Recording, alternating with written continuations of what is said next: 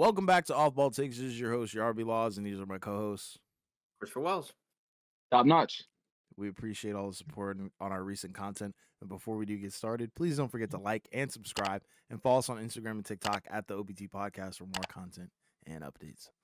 All right, we're back at it again with another video. And we got less than 10 games left in the regular season. What a season it's been. Wild ride. Very strange season for sure. A lot of things happening that I didn't expect personally. So what we used to do the last couple of years is we would do a standings watch where we would kind of go over and kind of just check in on all these teams, see where they might end up, see how they're doing. We'll start in the Western Conference, right? So there's a big race right now between 1 and 2. You got OKC and the Spurs. Spurs are 2.5 games behind the Thunder. They have the tiebreaker. A lot of noise now for Wemby, right? He even himself made the case for him to be MVP, right? Talking about the impact he makes on both ends of the floor, the fact that they beat Oklahoma City, 4 out of the 5 times they played, right? A while ago, I think I had Shea stamped as the MVP. I think this might have been like a month or so ago, one of the last times we recorded. And it seems like it's stayed that way. I think he's in the driver's seat to win it, right? I mean, pretty much the case for him is he's been better than he was last year. Pretty much historic guard season. And their team hasn't necessarily been whole either, right? I mean, I know a lot of these teams have had injuries, but their starting 5 has barely played together. I think they've only played maybe, 6 or 7 games together this season, if that.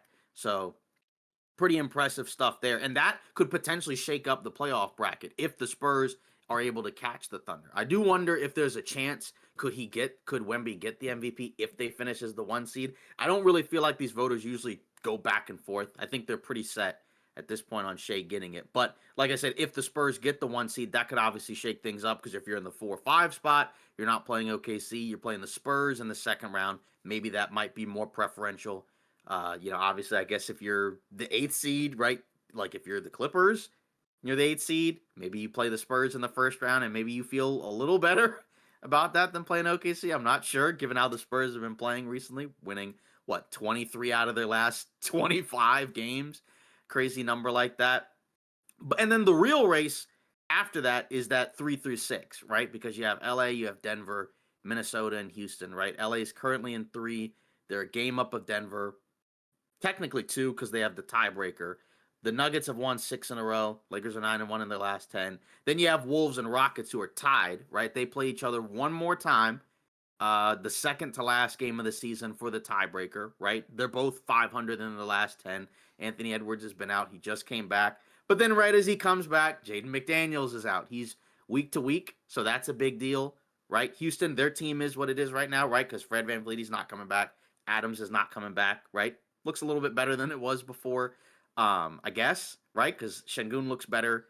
A couple of the other guys are starting Reed Shepherd now. So it's a race for sure, right? It's a race to kind of figure out which of these teams is going to finish in that 3-2-6 spot. And then I think you probably want to be in that 3-6 spot if the Spurs stay in that 2 seed, because then you could play them in the second round as opposed to Oklahoma City. And we'll get to see, right, how dominant the Spurs are going to look in the playoffs, right? Because that's really the ultimate question, right? Because historically, this should not be a team that's going to win the title, because usually you have to go through some type of tough playoff series the year before you can win it, right? Kind of like how OKC did it. The Spurs have been great, so they definitely have a shot and a case to make to be able to win the title, because there's been no other teams before that have had a 7'7" guy on there. So pretty crazy in that regard. But what do you all think of this race through the 1 and 2 and then 3 through 6 so far? Because it's pretty crazy and it's not wrapped up just yet. Yeah, I think OKC's got this one in the bag in terms of the 1 and 2 race, but I'm sure we'll get into that in a little bit, but you do have to give the Spurs their flowers, right? What they've been able to accomplish this season, as somebody who was not really high on, Same. yeah, what I thought that they could be this season. A round of applause to them, right? Because from their depth, with guys like Dylan Harper to De'Aaron Fox working out to obviously Wemby taking an enormous leap, Vassell, just everything, all the pieces coming together, Harrison Barnes being a great vet, all the good stuff that you'd want to see, from a potential contending team. I didn't expect them to be number 2 in the West. So once again, shout out to them. I don't think they have what it takes to win the championship. I think they're going to probably flame out either in the second round or the conference finals. I just think they're going to probably go up against a tough opponent and run out of gas. Point blank period. I think there's probably going to struggle with like shooting. I think outside shooting, could potentially be a big roadblock for them, come postseason. But we'll kind of just have to wait and see with that. But for the 3-6 spot, this is a rough spot to be in because I think this is where all the teams that we picked to win the title are pretty much stuck in.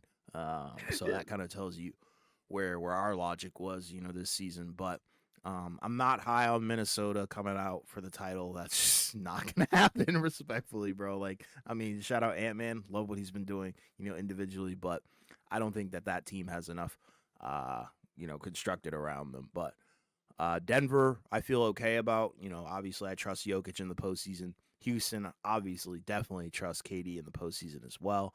And I'm kind of curious to see what they're gonna look like in the postseason because people have been like ragging on the freaking Houston Rockets, and I get it, right? They don't have a consistent point guard, and you don't really want KD being initiator on offense. That's not his strong suit, but the postseason is going to be interesting. But I think I'm still gonna ride with Houston, but LA, I think they're a dark horse because I think if Luka can pull off some crazy performances in the postseason, we've seen it happen before.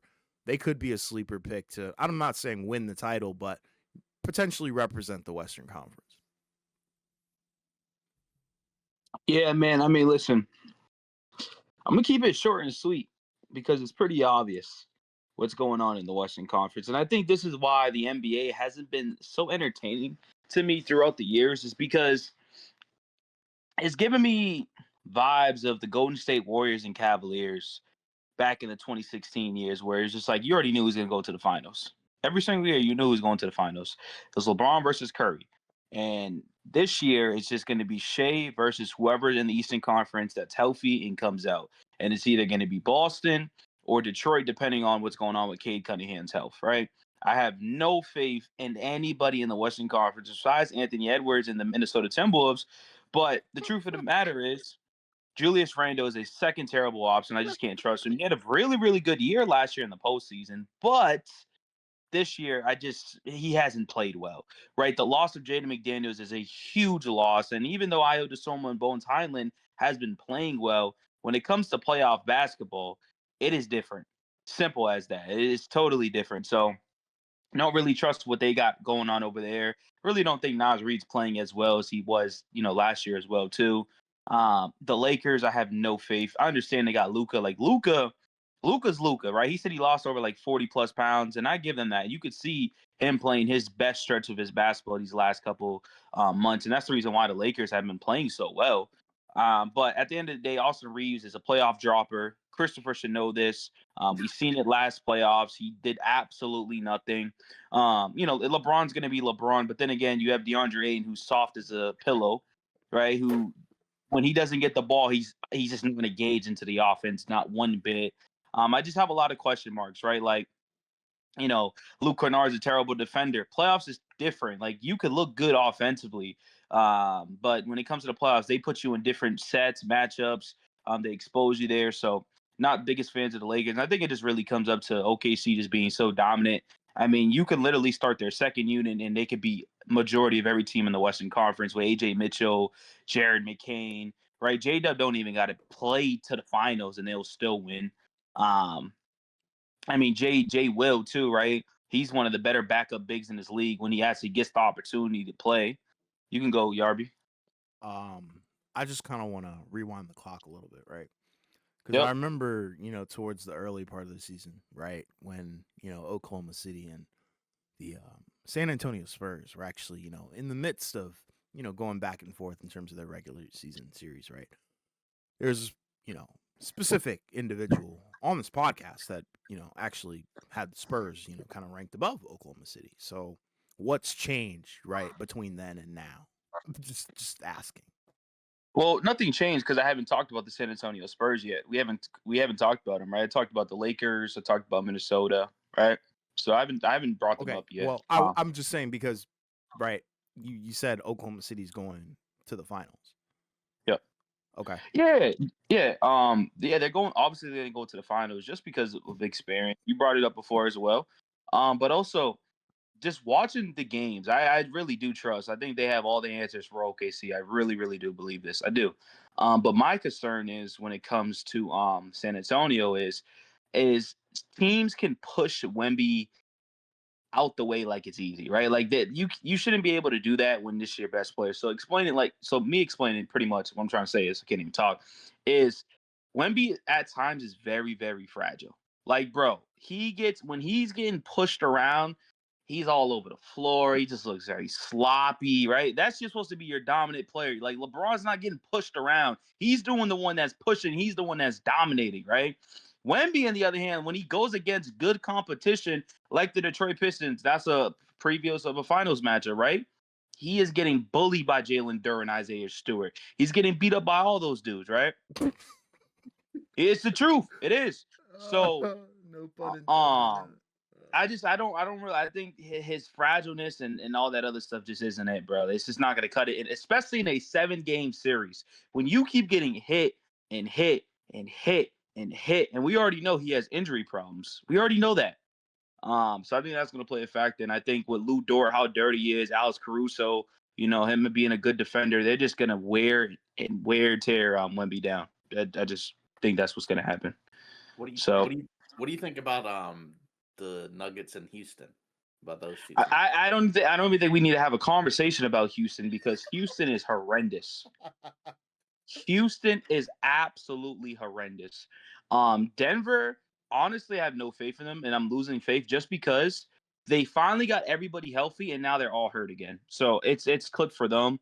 Cam Johnson just got hurt. Aaron Gordon got re-hurt again. They have no hope.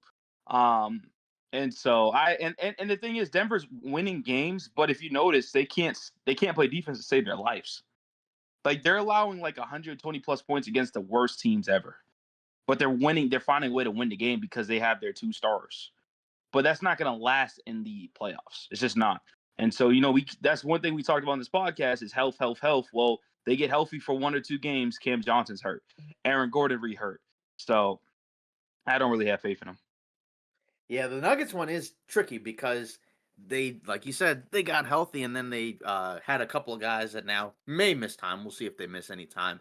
The nice thing for them is it seems like they've gotten these clutch wins back on track, right? Because they had a long stretch this season where it didn't matter who they were playing, it didn't matter who they were going to go up against. They would find a way to lose that game, which hadn't really been the case for them, in the last couple of seasons, right? Where it's like, and it's one thing if all right, you lose a tough game to like Oklahoma City where Shea games you at the end of the game, right? Like that's gonna happen. He's, arguably the best player in the game. But some of those close losses to some of those other teams, right, where a couple of losses to some bad teams, like they lost to Memphis. I think that was a game where Aaron Gordon didn't play, right? A couple other losses like that. Those are the tough, tricky ones to kind of, look at. The Spurs thing, what I'm curious about with them is after Wemby, other than I guess Luke Cornett, they're kind of small where they don't have a lot of fours. So I do kind of wonder, like when the Spurs played the Knicks, right? The Knicks had a couple games where they just kind of were super physical, got after it on the glass, right?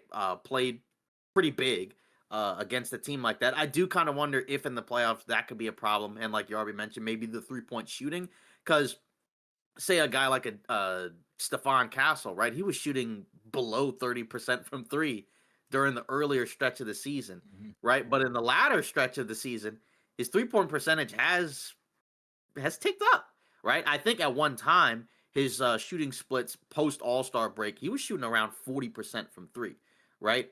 Now looking at it, it is at 40%.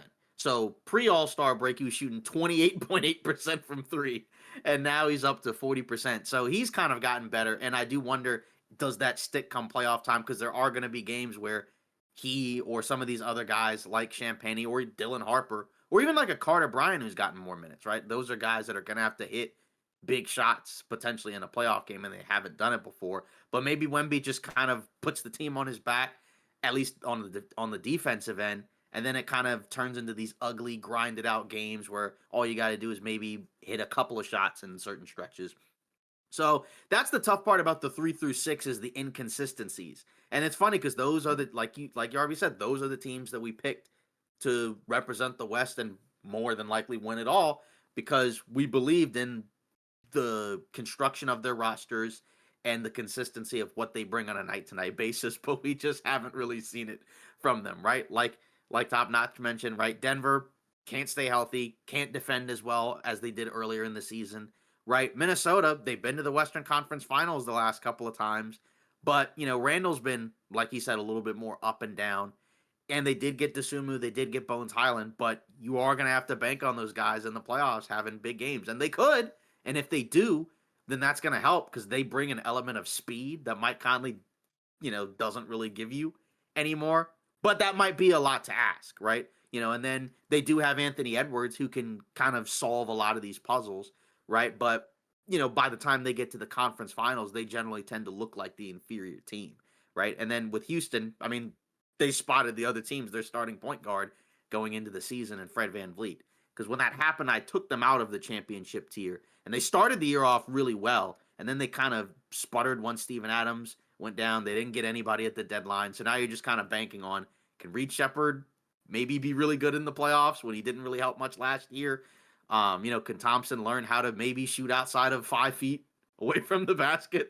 Probably not. Şengün looks better, so that helps. Is he going to be the second best player in the series against some of these teams? I don't know. That's a tricky one, right? Yes. So that's where I'm kind of. You said what? He will be. I'm banking on it. Yeah. So that's gonna be a game, like in terms of from series to series. And can they figure out the clutch stuff? Because that's the one thing that's kind of held them back in a lot of these games, where it just seems like they can't figure out a way to win these close games. Even games where, like the Minnesota one, right, where like they're up 13 in overtime and then somehow find a way to lose that game. And that's something that's never happened before. You just got to hope that in the playoffs, something changes. Something has to get better from what we're seeing in the regular season from those three teams, specifically since we picked those three teams to represent the conference or whatever top notch pick. I don't even remember. That's what I'm saying, bro. But this is, like I said, that's where it gets really fun. And then we have the play-in, right? Luckily, right, because I know at one time, you had a hot take where you thought maybe Phoenix might get to the 6th spot, right? And they had a chance, and then they couldn't close these games, so now they're locked into 7. And then after that, you got the Clippers, the Blazers, and the Warriors kind of taking turns being 8, 9, and 10, right? Clippers have won 5 in a row. Garland looks great, and they're starting to get a little bit healthier than they were before. Portland, Scoot's come alive. That's cool, I guess. They're a little bit healthier than they were before. Then for the Warriors, right? I have no idea when Steph's coming back. I don't think he's played since January. Mm-hmm. Who knows when he comes back? Porzingis looks good, so that's cool. He's actually played more games than Kuminga, and I guess you could argue has been better. But the bottom half of the bracket, I don't really have a whole lot of thoughts about in general because I just don't think any of those teams are winning a playoff series. So but I am curious to see, like I said, what happens with the Spurs because they feel like the number one topic for me in the Western Conference, other than OKC. J-Dub, if he comes back, stays healthy, and gets somewhere close to what he was last year, could that just be the tipping point? Because we haven't seen him much this year. We've seen all their other guys in different spots, but we really haven't seen a whole lot of him, and he's a difference maker, as we saw last year in the playoffs, right? When he was bad, right? It was kind of like he was the lone guy that really stuck out where it's like, man, if you had just been a little bit better, that might have been able to help them win some of these close games. And then when they won, he was great, right? Like he had 40 points in the finals, and he could do it again. It's just he's got to get a runway. And he looked good against the Knicks. So I'll give him that. So hopefully he can kind of stay healthy there. Yeah.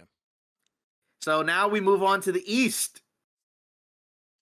What a web the Eastern Conference has been. It's actually really funny because when you look at the Eastern Conference, it looks like we may have 8, 9 teams that, maybe win close to 45 or more games, right? Like some of the teams in the lower part of the Eastern Conference bracket, I didn't really know what to think about in terms of not expecting them to be that great, but they've been a little better than what I thought, right? Because, obviously Boston is probably one of the hot topics of the Eastern Conference now, right? Because Tatum's back. He's looking better and better, right? He had a couple of games where Jaylen Brown was out, and he played, and he starred in those 2 games. He looked great. I think he had 30-something points against the Hornets. No Derek White, no Jaylen Brown. The Pistons, the last time we recorded, Cade was healthy. He's had a collapsed lung since then, which is awful. I don't know. I don't think he comes back until the playoffs, if even at all. I think he misses the rest of the regular season. No need to bring him back or rush him back from something like that. Let him heal up. Takes away his All NBA, which sucks. But the health is obviously the most important thing. But they need him to be healthy, because if he's not, that could be one of those teams where an upset could maybe happen if he doesn't play at all. And the good news for them is that you said what? Said it definitely would. Yeah, the good news for them at the very least, like in his absence, they've played really well. And they've had, a couple of signature wins against some decent teams. Jenkins has been really good. Duran has leveled up. So that's a good sign, but they need Cade in order to perform at the highest level. But I think they more than likely have the 1 seed wrapped up. They're close. They could lose it. They do have the tiebreaker, I believe, over the Celtics and the Knicks. So I think they end up as the 1 seed. Knicks had a chance to get the 2 seed over Boston, but they lost the last couple of games. They have competed against Oklahoma City, but they just couldn't close it out.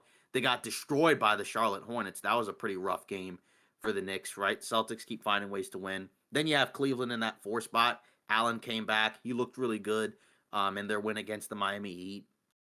And then after that, once you leave the top 4, it's different, right? Raptors are at 5. I don't know what to really make of them in a playoff series. And then the Hawks have been really good as of late. My concern with them is, you're probably going to have to go to McCollum at the end of games, and he's been really good this year. It's been really good for the Wizards, been really good for Atlanta, but that's probably the guy perimeter-wise that they're going to, if in these games that I've seen, they've turned to him a lot. And I don't know how good I'm going to feel about that if it's Cavs Hawks in the first round and it's CJ McCollum versus Donovan Mitchell on the other end. Like, I don't know if that's going to be great for him. Philly was the team that I thought when all their guys got hurt, they may fall off just because it's really hard to win games without your 3 best players, but they managed to stay afloat against some teams that aren't very good, but you still have to win. Then they all came back. They looked pretty good. I believe they lost to the Heat before we recorded or as we were recording, so that's not great. So they're in the 7 spot right now, which is tough for them, but that's a team where if they're healthy, I wouldn't love the idea of playing them. You can't trust their health, so I don't feel good about picking them as a sleeper team in the Eastern Conference, but they do have a lot of talent. That's for sure. And then you have the 8 through 10, which is wild because Magic and Heat, 3 and 7 in their last 10, or I guess now the Heat are 4 and 6. So they haven't played as well recently. Then you have the Hornets who are 7 and 3, but they're sitting at 10 because they lost their last couple of games. And despite the fact that they've been one of the best teams over the last 40 plus games, they're still stuck in that 10 spot, which makes it really hard to sneak into the playoffs. Right. And then Orlando has just been a sad story. They gave up a 31-0 run, the longest unanswered run in NBA history. I believe they were down by as much as 56 to the Brandon Ingram-less Toronto Raptors. So I wonder if that could be one of those teams where, like Taylor Jenkins and Michael Malone last year, maybe goodbye Jamal Mosley, maybe not, but I don't love what I'm seeing from them. And then after that, nobody cares about 11 through 15, right? Bucks were eliminated a while ago, not very good. So we get the victory on that one in terms of the under. And then after that, right, the other teams are, I guess, competing to see who can be the worst team in terms of record, right? I think the Pacers have the worst record, and they need to stay there because if they don't have the worst record, they could finish beyond 5, and then they could really be in danger of losing their pick because I think it's protected 1 through 4. If they finish with the worst record, the worst they could fall to is 5, which means they would lose it. And the lottery odds are flattened, so it's still not a super high percentage chance. But going from 1 game away from winning a title to the worst record in the NBA, it's pretty insane. But I don't want to spend a whole lot of time about the tanking teams. But what do we think of that Eastern Conference bracket, right? Because like I said, I picked the Knicks to win the conference. I don't really hate it, but I don't know how great I feel about it. But to be fair, last year, they stunk against a lot of the top teams and were 2 games away from making the finals. And, they've matched up pretty well with the Celtics. But what do we think of this Eastern Conference bracket? It's pretty nuts. I feel great about it. The only thing I felt like I was super wrong about in this bracket was probably the Boston Celtics because I thought it was going to be a gap year.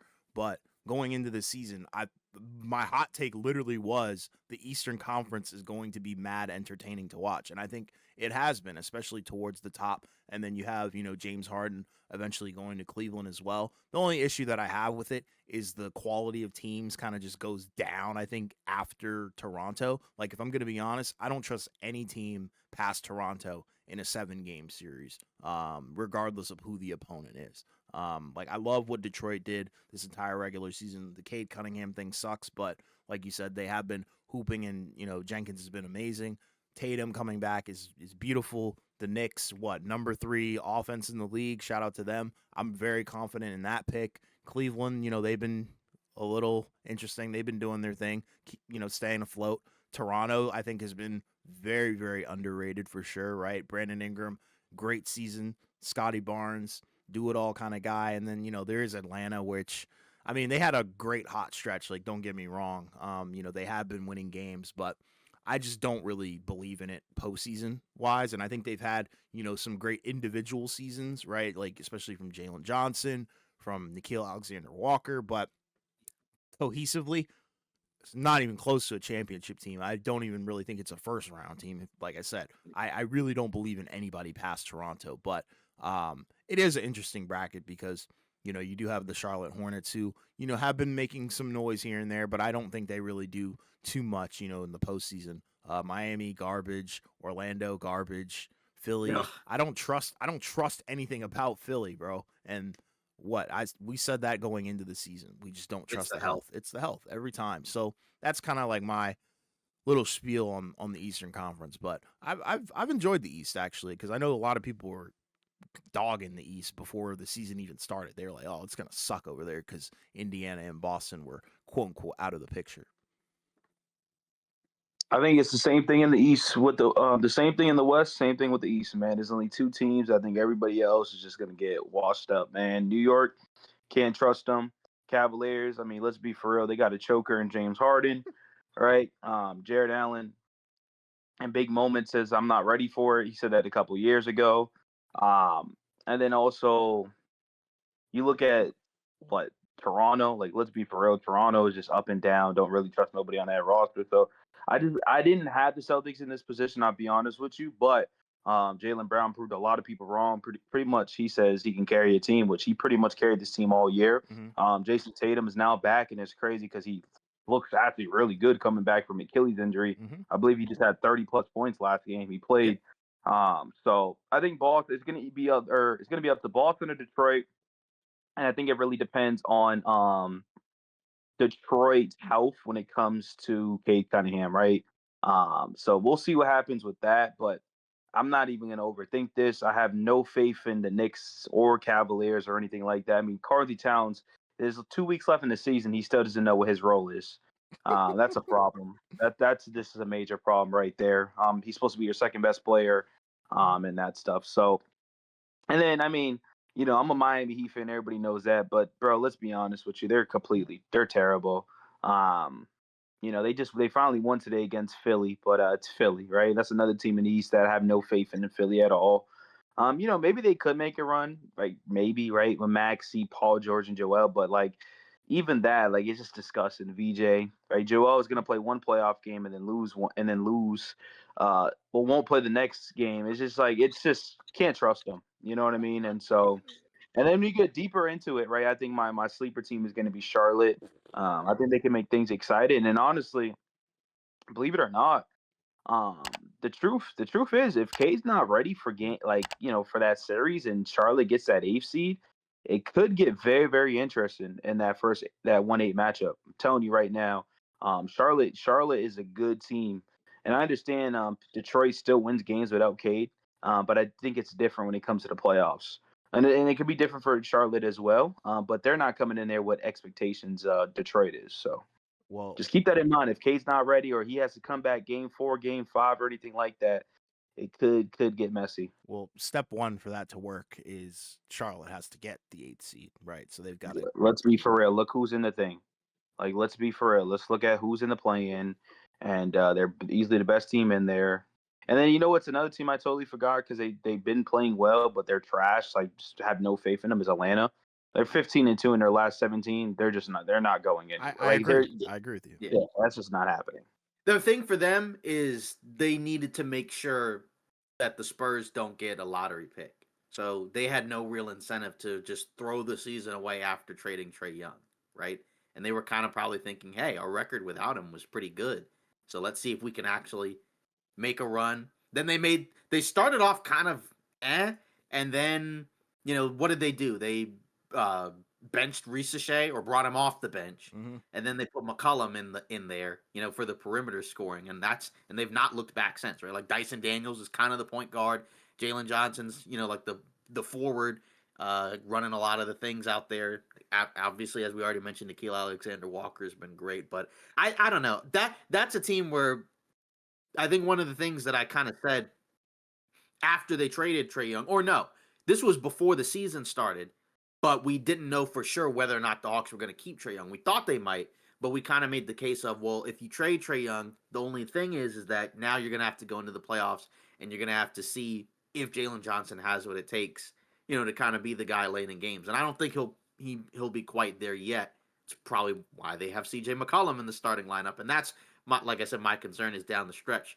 He's going to have to be the guy that they play through.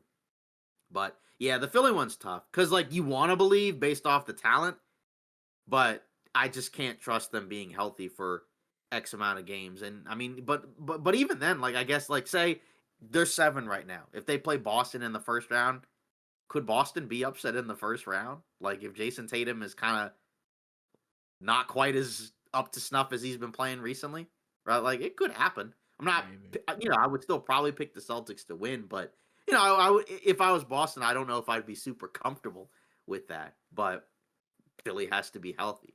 And then with the Hornets thing, I guess if they're in the play-in right now, they're in the 10 spot, they'd have to do what Miami did last year, where they're on the road and win 2 straight play-in games, which, funny enough, they'd be playing, if the play-in was today, they'd play Miami right now, right? And, they split the last 2 matchups they played, right? I think the Heat won the one in a close game, and then the last time they played, I think the Hornets won in a blowout. Then I'd have to play the Magic, and I don't even know what to make of Orlando at this point.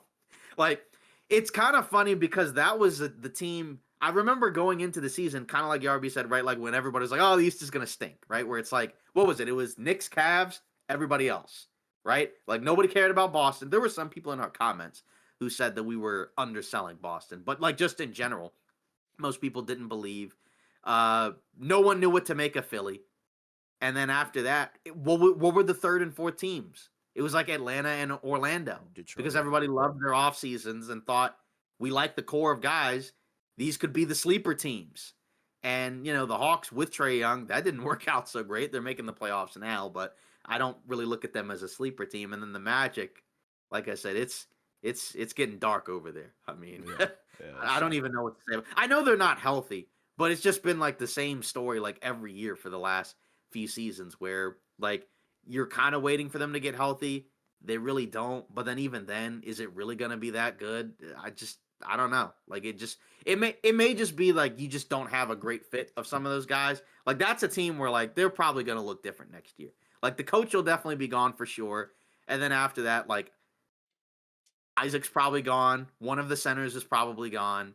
And then I don't even know what they do with the rest of them, right? Because you can't have 5 guys making $30+ million a year with this CBA. You're not quite good enough to be a championship team. Then you'll still have to pay Anthony Black. So I don't know what they do with that. We don't have to do offseason stuff until that happens, but it's just notable because they won 7 in a row and then proceeded to lose 7 of their next 8. And with the only win coming against the Kings, and they still almost found a way to lose that one. Yeah. And like I said, I know they're not whole, but what the heck is going on with that team? Because I know Paolo wasn't great against the Raptors, but it seems like he's had a stretch where he's been playing better, but they still stink. What's going on? It's not just one person. It definitely is not just Paolo. I think it's just collective, just not a good fit in practice. On paper, I love the team. Love the offseason, all that stuff, but in practice, it's not it. I don't know how I feel about Franz and Paolo coexisting together. I don't love, the fact that they don't really have that true facilitator, right? You have Suggs, you have Anthony Black, but I feel like they're not.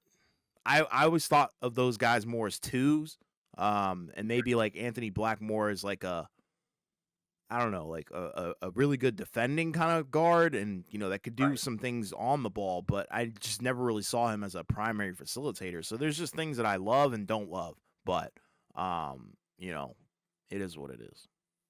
Yeah, I do wonder. It's because it's tough, but I don't know. Like I said, I'm curious to see what Orlando does in the offseason. Like I said, I don't think I don't. And then, funny enough, I forgot. Honestly, we might as well talk about them. I know they're not really in the playoff picture, but I already did mention the Bucks, right? And then there's that Giannis piece, right, which was kind of been hanging over everybody's head this season. Where could he be the guy? Where we've mentioned it before, where somebody in the playoffs is gonna be upset at how it went, and could it be one of those teams? Like, could Orlando be like a Giannis destination? Like, could that be one of those scenarios where, like, maybe they trade a couple of those guys and say, you know what, forget it. Like, let's go out and get Giannis. Let's put him in there as opposed to whatever they have right now, or maybe one of these. Ain't What do nobody you want that bum. Ain't nobody want that bum, man. Yeah, I Bum? said it. Bum? Ain't nobody want that bum, bro. So this is how think? we're starting the segment? Bum? Let's go. Listen, let me tell you something about Giannis, Oh right? my god. Giannis Oh. is absolutely the most, I don't even know what to call him, but he is corny as hell to me, right? And cringe as well. And I'm gonna explain why. Oh boy. Giannis in the media wants to make it seem like, oh, he never requested a trade. He wants to, live in Milwaukee. He wants to win a championship there. But behind the scenes, he's the one that's telling his agent, find me a team now. Find me a team now. And that's why every answer that you got during the trade deadline was mixed match, right? One game he'll win. I love it here. The next game he'll lose. He's the one that's saying, yeah, you never know. I want to go to a team that's going to compete for a championship. Like, it's the phony stuff. Keep it real, be real. And this is one thing I respect about James Harden. When James Harden wants out, he wants out. He ain't got no time to waste. He's gonna, I don't want to play for you. Let's make the trade. Bang, bang. Right? He did it with every single team that he played it on. Same thing with Dame Lillard. I don't respect Dame. Dame wanted to leave, but he wanted to make it seem like he didn't want to leave. Dame did the same thing, and I don't respect players like that at all. You want to make it seem like you good guy, but behind the scenes you're doing something totally different. And another thing is Giannis can't stay healthy. Giannis has came back from injury every single time and dealt with a different injury. It's the calf injuries. Those calf injuries are no joke. And his value during the deadline compared to his value near the offseason is totally different. If you think he's going for 3 first-round picks, I think now he's going for 2 first-round picks. Injuries, age, contract play a matter, and teams are not just going to blow their team up for Giannis, especially that if you have to blow your team up and you just have Giannis and don't really have depth around it, it's just going to be the Bucks 2.0. Yeah, I don't really know how I feel about that take, right? I'm not going to go as far to say he's a bum. I think things haven't gone his way, the past few years, especially post-title, right? It hasn't been pretty for the Bucks at all. And specifically Giannis and his legacy, but at the end of the day, this guy's a monster on both ends of the floor, right? We're not going to take away anything from his talents. I'm going to keep this strictly basketball. Behind the scenes is whatever, right? We don't know what's true, what's not, respectfully. But at the end of the day, I think his time in Milwaukee is done. He served his purpose. He brought a championship to that city, and that's a huge feat. I think you can't underrate that at all. And like I said, his impact on both ends of the floor is, I don't want to say one of one because we do have a Wemby now, but it's up there in terms of what he brings to the table, especially defensively. I think that's one of the most underrated aspects of his game, and he continues to get better and better on the offensive end of the floor, right? Seeing him develop a post game with the mid range. Obviously, we know that he can pass, right? He's a do-it-all player. Obviously, can't really shoot the outside three that well. That would be amazing if, he could be like a 40%er, but, it's still serviceable enough to the point where, he can knock it down potentially. It's just not, a high volume kind of thing for him, which is okay because he's so dominant on every other area of the floor. So I think a team would be willing to blow it all up just to have a taste of Giannis, Pause. I do think a team will probably be desperate. And I don't mean desperate in a bad way, but I do think that there will be a team after the playoffs that's going to say to themselves, all right, whatever we got here isn't working. I know I mentioned the Knicks, right? Like, say, I know I picked the Knicks to make the finals, but let's say they don't make the finals. Okay. Or maybe they do make the finals and then they still lose or get ran off the floor. Then they're going to be like, well, this might have been it. This might have been our chance because, after this season, right? Boston will still be good. Indiana will be back. Some of these other teams probably aren't going anywhere. Even a team like a Charlotte, right, could be better, next year, just in terms of like the experience that they've taken from this past season. And so that could push them into, all right, you know what? This didn't work. Let's go out and get Giannis. So I do think a team will be in a position where they're going to go after him. And, I've said it's the Knicks. Maybe it's somebody else.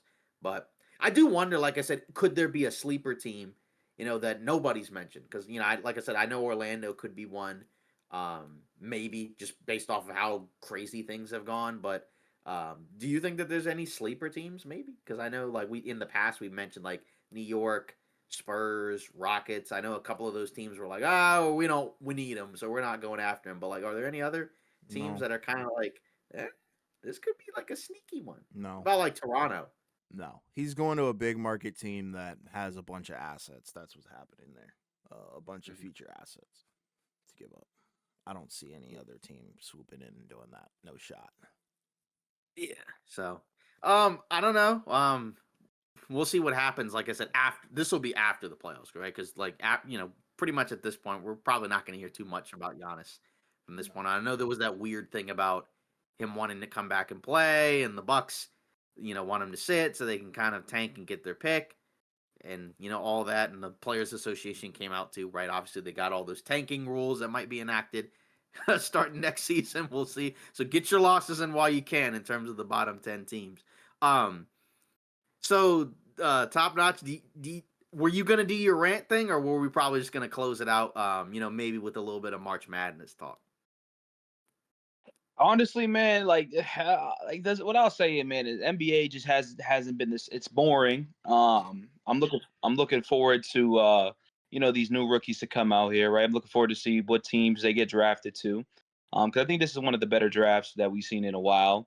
With the Banta, Peterson, Boozer. I mean, there's just so much. Like, you can continue to keep talking about it. So I'm looking forward to that. Also looking forward to see I'm looking forward for the playoffs. Don't get me wrong. I'm just over the regular season because anything could happen in the playoffs at the end of the day, right? This is the playoffs. Teams choke all the time. And so we'll see what happens, man. I don't really have a huge rant. I'm gonna stand on what I'll say, man. Yarby, the Houston Rockets are trash. The Wizards will always be trash. His Commanders will always be trash. We only agreed to one thing, and that's on baseball, and I doubt he even watches that for real. What So, the?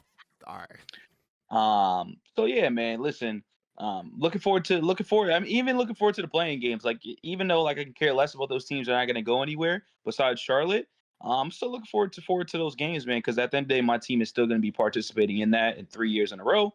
And so that kind of sucks. But yeah, man. So that's how I feel about it. Yeah. So, all right. So now I guess we can close it out with a little bit of some March Madness, maybe what we think of some of these young guys. So I'll start with Yarby, because you're kind of the resident, draft guys, since we've been doing this for a minute. What have you seen so far in this tournament in terms of some guys maybe that have impressed you so far, or maybe guys that haven't impressed you that you're like, I don't like as much, or now I'm out on?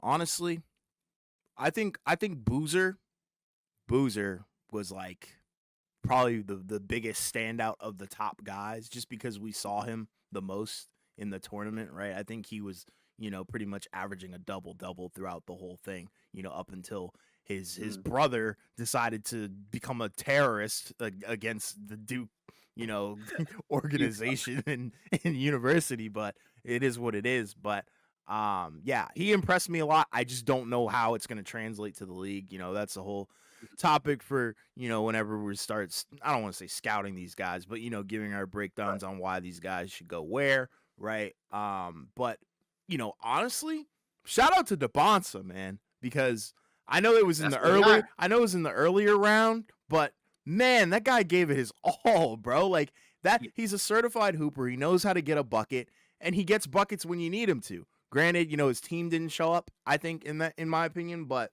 he had his mistakes as well, right? And he's not a perfect player. He needs to learn how to defend better, or at least, give more energy on the defensive end of the floor, cut down on the turnovers. But that scoring ability is something that you can't really teach, right? I want to say generational scorer, so shout out to him.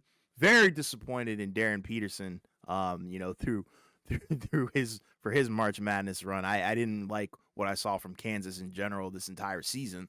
Thought it was very hype based and a little overrated at times, and shout out to Peterson because he did have great moments, but you're subbing yourself out of the game, and it was just a weird time for Kansas and Darren Peterson in general. But I've been thoroughly impressed, right? Like there's Braden Smith, Caravan. There's so many guys that you could really go on and on about. Yaxel Lenenberg, but some of these guys, have been on some Mickey Mouse runs. Like I think Michigan has not really faced a whole lot of competition here. So of course I would expect a super senior to pretty much be, dominating the NCAA. But I think there's a lot of guys. This draft is way deeper than people realize. I think, especially at that guard and wing position. Like shout out to Acuff, shout out to Mikal Brown Jr., shout out to all these guys, right? Who I think in any other draft could go arguably top 3.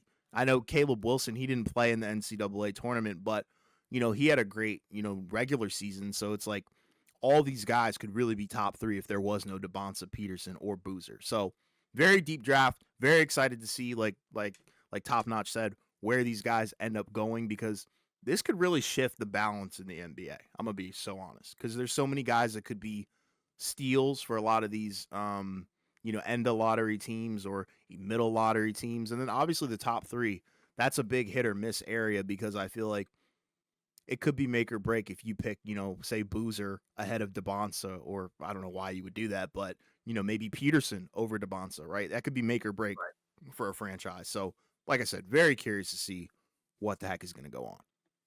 Yeah, and that's kind of the big thing with the lottery, right? Is like, it could determine like where some of these guys go. Cause, usually you always pick talent over fit. Yeah. But you could see one of those teams just say something along the lines of like, yeah, we like this guy for our team better, and we think he could be whatever the best version we think he can be for us, right? Yeah. Like if you're Indiana, say they get the number 1 pick, which guy like would they take? They could say we could pick any of these guys, True. right? And any of them could be really good for us, right? But like if it's the Kings who get the number 1 pick, right? Since they don't really have a real foundation, right? They may kind of look at it in an entirely different. Actually, they probably should look at it in an entirely different direction.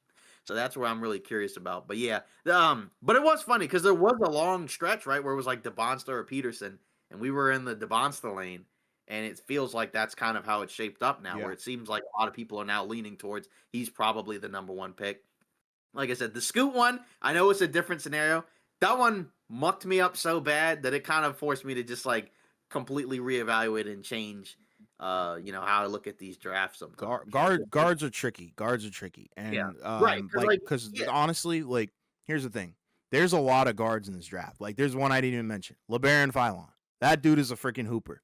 But I think there's going to be question marks about a lot of these guards because nobody really wants to take them super high. Right. Because also, what is the shelf life of a guard? Especially if we're talking about an athletic guard, right? Like look at Ja, look at others, right? Even Scoot. Like sometimes they just straight up don't pan out or they don't last very long in the league, especially if you're going to be an above the rim kind of guy. And I think that's the fear of, an Acuff, a LeBaron Philon. Like what are these guys going to look like at that next level, and how long are they going to be able to be at the top of their game, especially when they're somewhat undersized and not that good of a defender. Right, yeah, because for Scoot, right, I mean, like, the thing with him was once you watched him in the NBA, he didn't look as overwhelmingly athletic as he might have in the G League Ignite or in the Summer League, right? Because he was labeled as not just like a, next generational type of guy, but he was primarily lauded because he was looked at as Russell Westbrook, Derrick Rose, Ja Morant level athlete as a guard, and he really hasn't been that. Maybe some of that's just the injuries, or whatever, but that hasn't really worked out. And then, like a guy like an A-Cuff, right? I mean, the main thing for him is, like you said, the defense, right? Just because he's a smaller guard. And then the question is, like, offensively, right? What is that going to look like at the NBA level? Because the thing is, you don't really expect a lot of these guards to be great on defense, but, like, if they're really good on offense, it doesn't really matter, right? Like, for Dillingham, he didn't pan out because he couldn't defend. He didn't pan out because his offense ended up being a dumpster fire, unfortunately for him. So that's kind of, like you said, that's where I'm curious to see where they go, because there's a lot of, because how many of these teams in the lottery are saying, like, we desperately need a guard? Like, some of them, like Indiana doesn't have to take a point guard because they got Halliburton. I mean, I guess, like, I think it's always, the guards are gonna fall. The guards are gonna fall a little bit, and I think you're gonna see risers. Like, I think Caleb Wilson is locked in at 4. It wouldn't surprise me if Nate Ament goes top 5, honestly, just because he's a wing, and I think everybody's afraid of these guards, honestly, because, like, didn't even talk about him. Kingston Fleming's, like, that's another one. Like, there's a lot of guards in this draft where you're like, holy crap, top 5 prospects, but these other wings are just a little bit more versatile and probably bring a little bit more to the table, especially depending on where these picks are going to land. So we'll see. yeah. That's Yeah, what man. Listen, I'll tell you this, man. There's always going to be a bust in the draft. There's always going to be a bust in the draft, man. We've seen it throughout every single majority of out of the draft is right. We thought Scoot Henderson was going to be generational. He's playing solid basketball, but hasn't really lived up to the hype. We thought R.J. Barrett was going to be a very, very good player, and I mean, he's okay, he's smooth, but the hype that he had was up there, right? We thought Lonzo Ball, and I thought that was mainly due to his father, him pretty much saying, listen, he's going to be in the rafters when it comes to the Lakers. Yeah, good luck. His career is over, bro. Right. And so, I'm hoping it's like, one of these classes, man, all these dudes just hoop and they're, very productive for whatever team they get drafted to. And then, there's 1-2 stars. There's always going to be superstars that come out the draft. And, I honestly think a superstar is going to be DeBanson. I think one of the players that's going to really just not have the best NBA career is going to be Peterson. I'm calling it now. Or Boozer. And I definitely think Boozer, just because his game is just not NBA ready. I don't like it. I really, really don't. What don't but you like like said, about it? I'm just curious. I want to see if we're on I, the I, same wavelength. I just think, like, I'll be honest, I've watched Boozer like 1 or 2 times, and I just think his play style, in the sense of, like, not really the greatest shooter, right? Like, I don't look at the number wise. I think that's not, like, if you can't shoot like we've seen in this league, you're gonna struggle. The post up, him posting up late, bro. Listen, when you get against these real dogs in the NBA, like, he's not gonna give you 20 and 10 every night. That's just not happening. I think he needs to extend his how he needs to extend how his play style is, and then he can still do that, right? Like, he's still very young. He could be around the right coaches, the right training staff, the right people around him, and he can do that. But this is who he is, and that's what's going to get him that top lottery pick of how he plays now. So I don't really see his play changing too much. And can it work? I mean, it could, I guess. But, and I'm not comparing them, right? I want to make this straight. I'm not comparing them, but that girl Artie Crooks, I believe. Howdy Crooks. Yeah. Yes, you see how she plays, right? Her play is disgusting. But she still finds a way to give you 30 and 10. But when she gets to the WNBA, she's gonna be probably off the court because she can't play defense, she can't do several things, whatever. And so, like I said, I'm not comparing them, but just like one of those things I just thought of, I'm like, you could dominate in college. When you get to the NBA with the big boys, it's different. So Yeah, I think for Boozer, I think the vibe that I get from, when people talk about him is, I think there's a feeling that maybe he doesn't pop maybe quite as much, like, in terms of, like, the plays that he makes, maybe compared to other guys at his position or other top, big prospects. I think that's kind of the thing that people kind of wonder about, is just, like, once he gets to the NBA, like, he could be solid, but, like, but it's possible he may end up not being great. But I want to see more of him. That's the thing where, like, as we get closer to the drafts, then that's where I look at even more of them and then kind of have, like, a better grasp. Because, I've watched him in the tournament, but because I've been watching the NBA, I haven't necessarily been able to watch, like, all of his college games and then, like, all the tournament games, so that's where I kind of want to see more as we get closer to the draft, once we actually do the mock drafts and then, draft reactions or whatever. But I think that's kind of the main thing that people are thinking is in when I watch him, where it's like it works, it's effective, but it almost doesn't feel like it jumps off the page. I guess that's kind of what it feels like. Yeah, he's not he's not athletic, bro. I think Yeah, it's that's not the flat. problem. It's not Right. fun. It's not fun to watch. That's number one. I mean, like it's great that he can dominate the boards like that.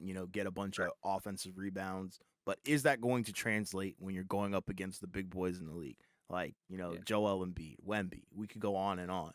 Are they going to play him at the 4? Are they going to play him at the 5? But he's Right. very below the rim, and I don't like that from a guy who's supposed to be a big. Yeah. I mean, Carlos Boozer wasn't really flashy. He ended up averaging like 16 and 10. Yeah, but this guy's gonna be a Yeah, top 3 pick, and I it's know. like Yeah, I get it. I get yeah. Boozer was his dad was supposed to be great too, but like I don't know, the comparisons here are kind of wild. I'm gonna be real. I don't think they're the same player. It's just more so like I think that's what it looks like. Like when if you watched Carlos Boozer, right? Like it wasn't really like he didn't really pop or jump off the screen. It was more so just like he could do a number of things, right? Like with the overhead jump shot and everything else and the rebounding, right? So it's like it's more so like I guess maybe people might feel like, all right, Boozer will get into the league and maybe the numbers aren't as eye popping, but like you're gonna win more games when he's out there. But like I said, that's where I want to continue to see more. Yeah. Before I like make like a real judgment. Yeah. But so far, all the top guys are gone. So now I guess it kind of comes down to some of these other guys. Maybe they have a good run and maybe they can kind of make like a last minute push for whatever their draft stock is if they're going in there. Yeah. So now, pretty much it for today's episode of Off Ball Takes. Again, let us know your thoughts in the comments about the race for seeding because the regular season is getting close to coming to an end. What have you thought about the regular season so far? What do you think about all these draft prospects? Maybe even what you think about some of these other things that could potentially be on the horizon, like tanking and expansion. I know we hadn't necessarily talked a ton about that, but just in general, maybe you share those info with us. And of course, at the OBT podcast to let us know, or just check out more content and updates, and then continue to like and subscribe to help the channel grow. We appreciate all the support. See you next episode.